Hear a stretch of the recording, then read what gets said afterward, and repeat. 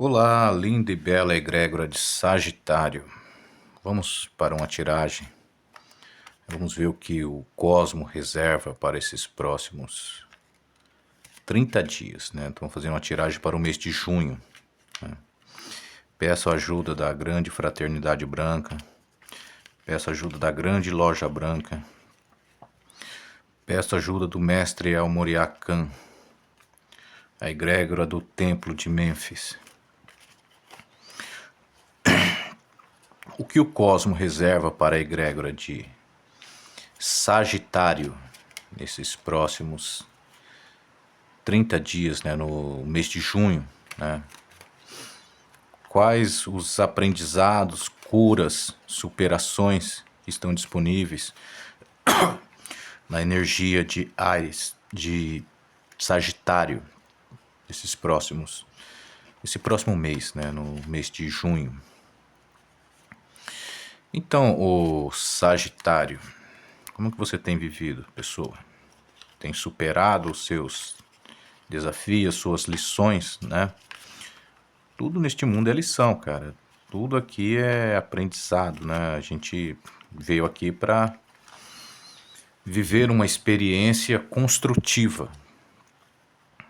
É uma experiência de expansão de consciência, de recuperação da divindade, né? De ajuda mútua, né? De reconhecimentos, né? E amor altruísta, né? Porém, temos que trabalhar o equilíbrio, né? O amor altruísta não significa não reagir, né? O próprio cosmo reage por você, sabe? Coisa alguma fica impune ou fica sem compensação, não é? Mas a lição é que você faça isso, que você saiba fazer isso, né? E não deixar solto ao léu, né? Aquela situação de deixa tudo pra lá, né? Deixa nas mãos de Deus. Sim, tem coisas que realmente não dá para a pessoa fazer, né? Mas aquilo que está dentro da seu campo de ação, cabe a você fazer. O equilíbrio das circunstâncias, sempre, né? Sempre o equilíbrio das circunstâncias. Nunca, em hipótese alguma, né, permita a injustiça, né? Não cometa e nem permita a injustiça.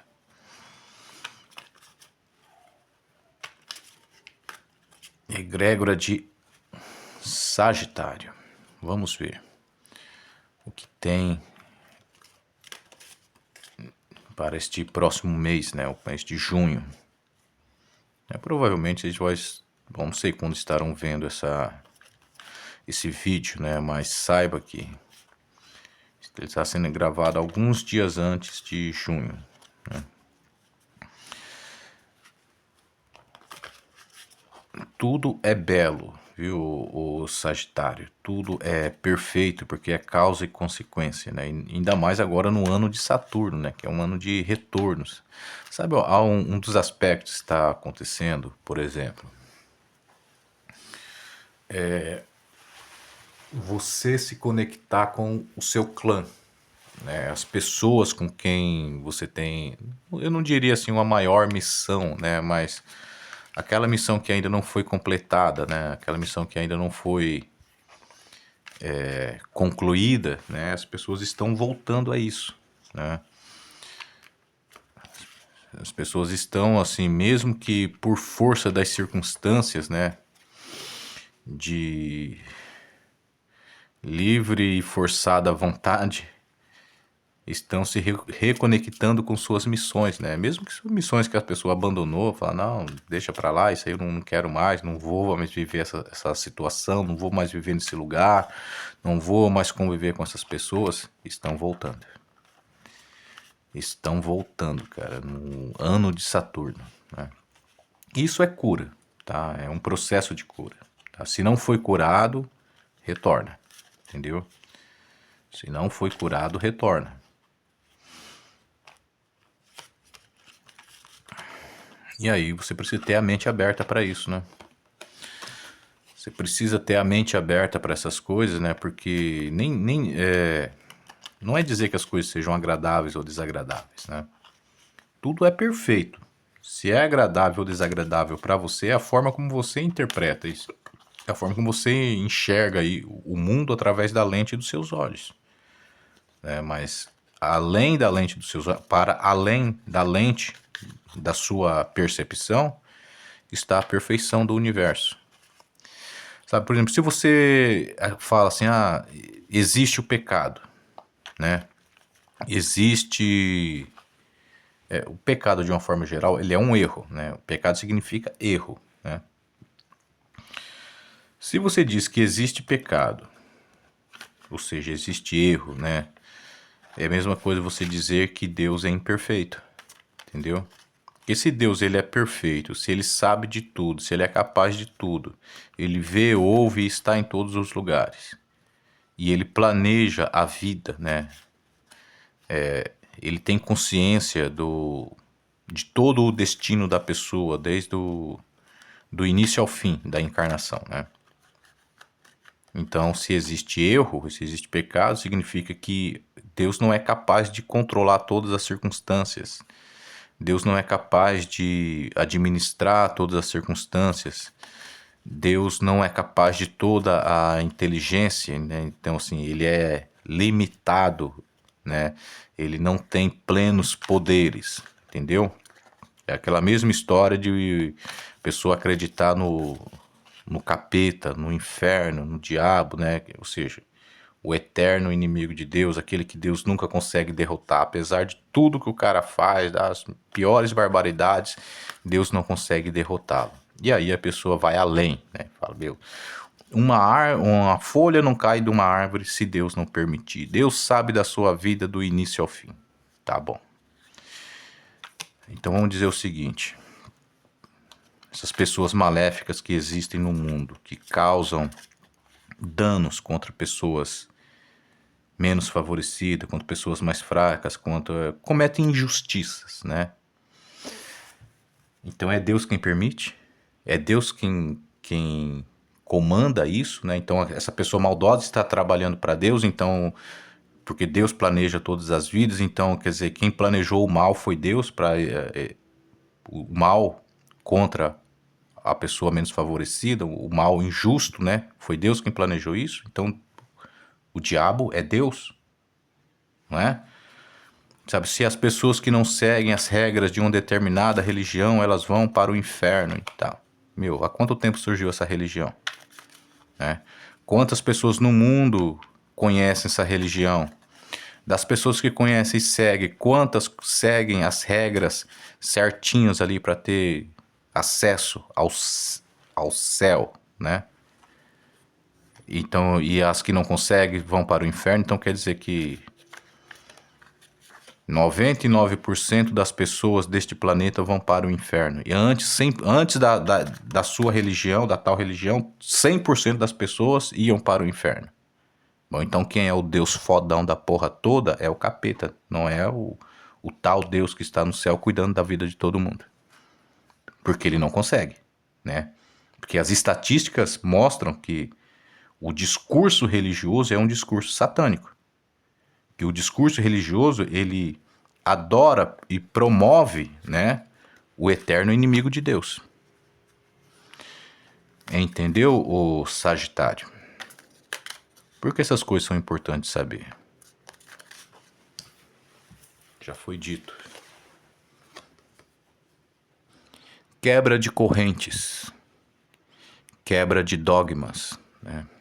Quebra de crenças limitantes. Entendeu? Quebra de crenças limitantes é o que você precisa viver neste mês, né? E olha aí. Energia geral, 8 de espadas. 8 é um número de retorno.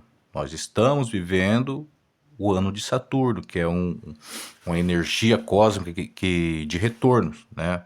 O que fez no passado está retornando agora.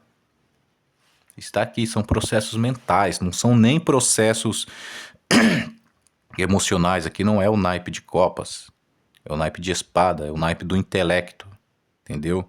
Então, assim, não é mais uma questão de feeling, né? Uma questão de intuição mesmo, de racionalidade mesmo, entendeu? É fazer o certo pelo certo, entendeu? E isso aqui é quebra de paradigmas, quebra de dogmas, né? Quebra de crenças limitantes, quebra de prisões mentais. Vamos ver o que dizem as... Olha, tá vendo? A imperatriz e o ouro.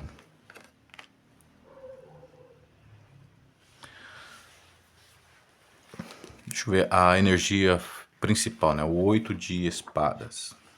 Vamos lá, o 8 de espadas.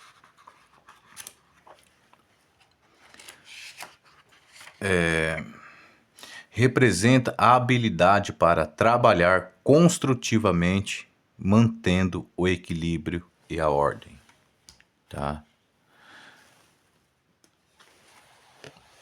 Trabalhar construtivamente, mantendo o equilíbrio e a ordem em uma circunstância que você já abandonou no passado.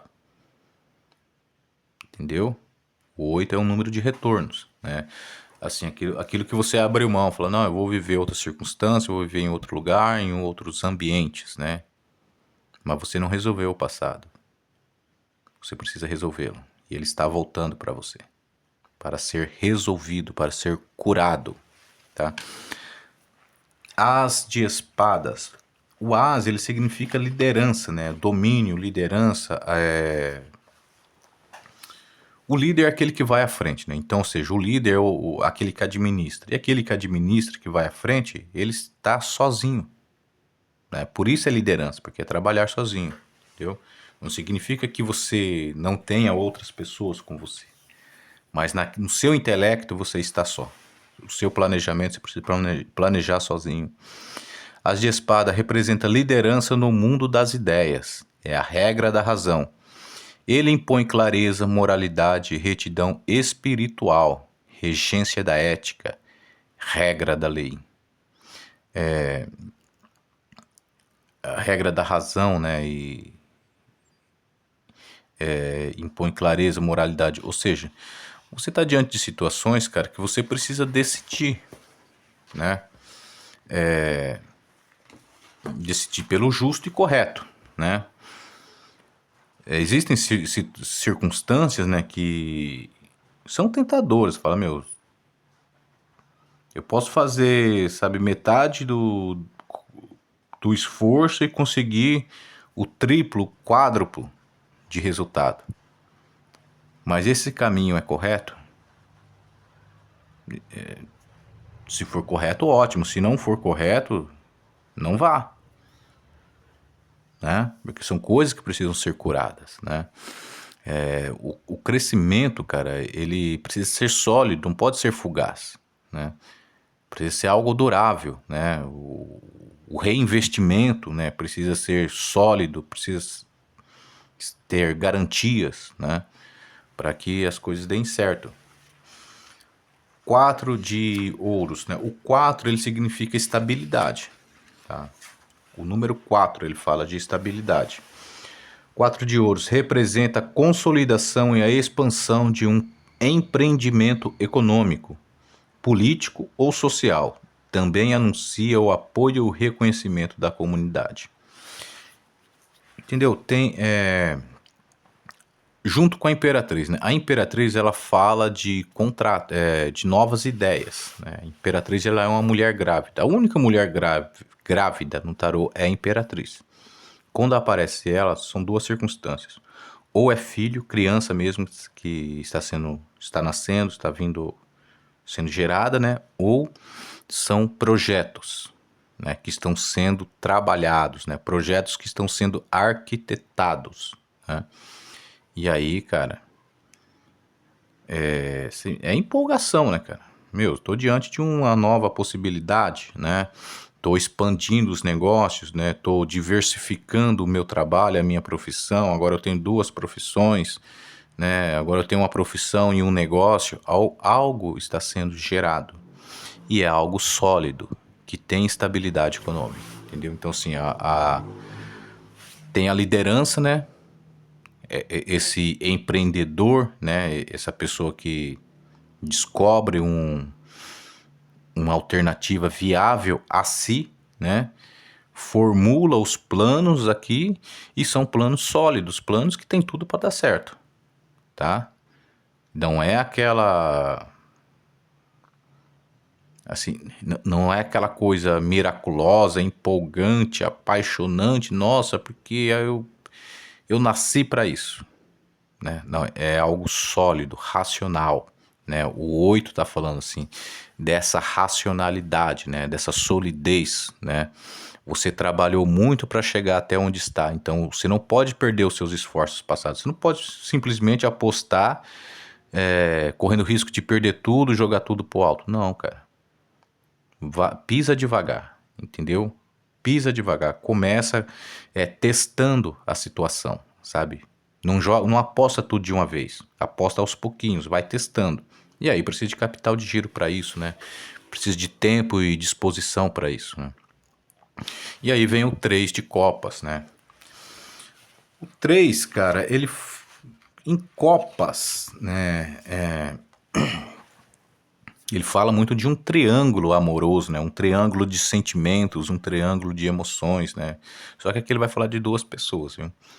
Assim, tem duas pessoas unidas, né? Mas tem uma terceira na órbita dessas duas, entendeu? 3 de copas representa o produto de um trabalho engendrado por duas pessoas, unidas pelo afeto. Pais que geram um filho ou professores que educam seus alunos, entendeu? Se no campo, vai depender da leitura também, tá? O 3 de copas é um número que fala de triângulos amorosos, né? Mas nem sempre é aquela questão do casal, do amor, do relacionamento. Por exemplo, a mãe que ama mais o filho do que o esposo. Ocorre esse tipo de situação, né? A filha que ama mais o pai do que a mãe, né? Também ocorre essas inversões de valores, entendeu? Mas de qualquer forma, ele fala de um produto de um trabalho feito com amor, né? Então, tá falando desses projetos aqui. O produto de um trabalho feito com amor, né? É uma liderança intelectual, né? Um projeto, né? Uma liderança intelectual que está sendo desenhado, está sendo arquitetada, traz solidez, né? Financeira, né? Mas precisa de solidez para poder nascer esse projeto, né? E é o produto do trabalho engendrado por duas pessoas, né? Unidas pelo afeto, ou seja, assim, é o resultado de um tempo de trabalho, né? O resultado de uma parceria, né? Que gerou essa experiência, gerou a preparação, né? Para chegar nesse nível, né? O capital, né? Que foi poupado para ser investido agora.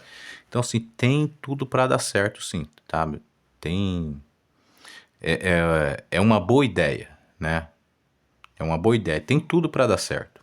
Se vai dar certo ou não, aí depende muito da experiência, né? Do controle dos conflitos de ego, porque são duas pessoas aqui e tem mais pessoas nisso, né? Duas pessoas são os principais, mas tem mais pessoas envolvidas, né? Aí tem o domínio do ego, né? Você não pode entrar em atrito, né? Ah, eu quero só desse jeito, só se for assim. Não, nem sempre assim dá certo, né? A gente não sabe tudo. A gente coopera uns com os outros, né? Não vê, por exemplo, o empreendimento do Elon Musk, né? O cara é um gênio para captar recursos, mas para fazer o aparelho, ele não consegue. E aí o que ele faz? Ele emprega pessoas que têm a capacidade de construir a empresa dele. E aí sim as coisas dão certo para ele, mas ele precisa ter essa capacidade administrativa de captar recursos e selecionar pessoas, captar recursos e selecionar pessoas, captar recursos e selecionar pessoas. E quem opera mesmo de fato são as pessoas e não ele. Entendeu? Isso é uma solidez. Mas é um tipo de solidez, né? Que é a solidez intelectual, né? A pessoa é bastante inteligente, tem uma inteligência emocional aguçada, né? E usa essa inteligência, né? Ele não se desespera, sabe? Não entra em conflito, sabe? Não joga tudo pro alto e sai correndo. O cara, ele se mantém ali, entendeu? Mesmo nos momentos mais críticos, ele se mantém, né? Porque ele é a inspiração, ele é a segurança dos outros. Então, assim, ele não pode demonstrar insegurança. Ele tem que estar sempre com a postura firme para conseguir. Então, é isso, viu, Sagitário? Você é a segurança dos outros, né? Os seus projetos são bons, tem tudo para acontecer. Depende do seu domínio emocional para isso, tá bom? É isso aí, assim seja, assim é.